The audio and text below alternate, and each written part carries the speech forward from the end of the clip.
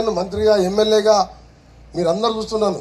ఒక్క మాట కూడా ఎవరు జోలికి పోకుండా నీతి నిజాయితీగా ఏ పేదవాడు అవ్వ తాత వస్తే నా సొంతం డబ్బులు తీసుకొని వాళ్ళకి ఆపరేషన్ చేయించి పిల్లలకు చదివించి నాకున్న ఒక్క కొడుకు చనిపోతే ఆయన పేరు మీద 5,000 మంది చదివిస్తున్నాను.